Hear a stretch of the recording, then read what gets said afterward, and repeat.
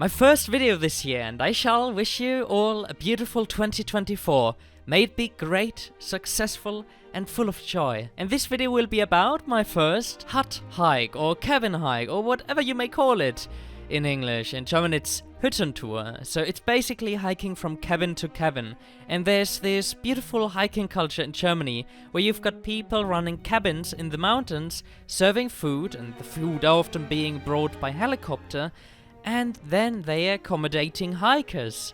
And I'm almost a bit embarrassed that I haven't done a hiking tour like that early in my life, as I'm a hiking enthusiast and as it is really beautiful. But here I am finally doing a video or two videos on this trip. So the first video will be about the first two parts of the hiking tour, and the second video will be about the other three parts of this hiking tour. All in all, it's a 4 nights hiking tour, so you'll stay at huts for 4 nights and it'll take you 5 days, though you could theoretically, I think, also skip 1 night on this particular hiking tour, but then you'll definitely have to walk a lot that second day. Actually, there are also some other alterations that you could do to shorten this tour, but I think to get the most out of it, you should probably go and do the big 5-day hiking tour.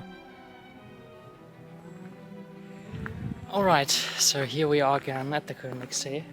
It's still, in my opinion, one of the most beautiful lakes, and I decided to just try out one of those vlogs and possibly take some nice photos with the camera that I got. And that's what I did, with a beautiful view of the Königssee.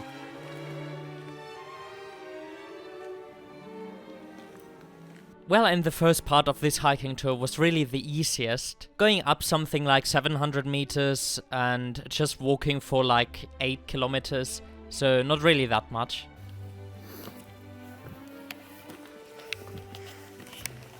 So here I am again, like 1 or 2 hours into hiking now, and my hair already looks a bit messed up, but that's something that you can't really pay attention to when hiking. When doing sports in general. Now, as I said, the first hiking tour wasn't all too special, though the nice thing is on the way you can at least fill up your water, something you can't do on the tour that I took on the second day. And that, I believe, is already the end of the first trip. Let's see. Yeah, lovely. The view, and that back there should be a cabin that I stay today. And I would actually say the highlight of that day was kind of the food that I had on the mountain cabin, and the view that I also had of the sun going down. And then an even greater highlight on the next day was, of course, the sunrise, and the way it just felt when you were standing there and the sun was slowly coming up and warming you up. The first rays of the sun letting the mountains glow in that beautiful red light.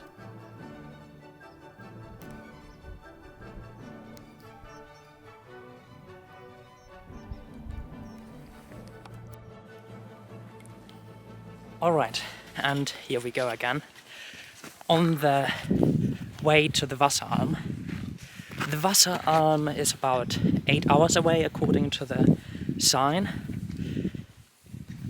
I may actually take a bit longer, because I'll also take some photos. But we'll see. So that down there is Carl-von-Stahl-Haus, where I came from, and I started out somewhere down here, I suppose. Well, further down in the clouds now. The clouds that you can see there, or the fog, is the Königssee, or the Königssee is below those clouds. And I'm now going up the Schneibstein, which is right behind me, where the other hikers are already going. And we'll probably see us later. Started over there.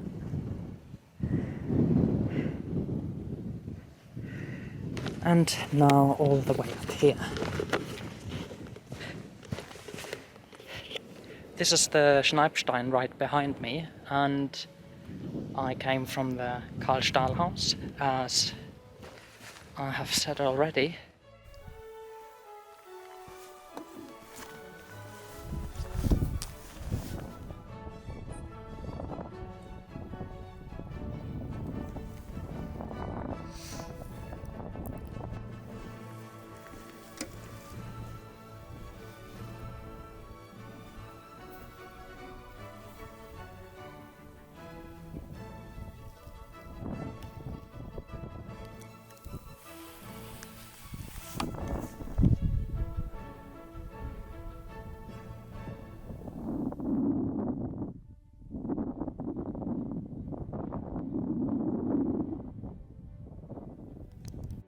super tiny mountain peak came from there.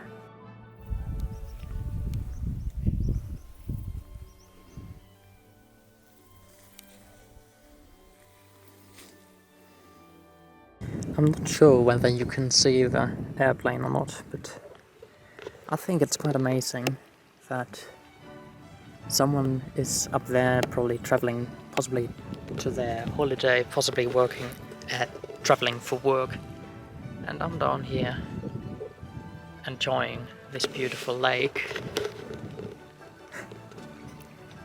in the sun with quite a lot of wind, but nevertheless absolutely beautiful and warm enough. Well, and after you've been at the Sea Lion Sea, by the way, I gotta translate that to English because it's kind of funny. Lakely Lake, basically. You will then go on a couple more kilometers until you finally reach the Wasserarm. And before you actually reach it, you will be rewarded with some great views of the Obersee and also a little bit of the Königssee. Now, in my opinion, actually, the way between the Sea Lion Sea and the Wasserarm, that's the hardest part of the entire hike, I would say. Because you're at 1,000, something like 1,800 meters, then you go up again to like 2,000, and then it goes down to 1,200, and then you go up again to 1,400 and finally reach the Wasserarm after some arduous hiking on a rather narrow path, but with wonderful views on the Obernsee and some Königssee. And one more special thing about the Wasserarm was that during that time the moose were out and they were making those moose sounds, screaming, shouting, whatever you call it, which was kind of cool. And I also got to take a picture of one of these, though because I had to use a really high ISO, the picture didn't turn out that well. And this is it already with this video, and I will greet you again next video with the sunrise at the Wasserarm, and I'll probably be talking about the rest of the hiking tour.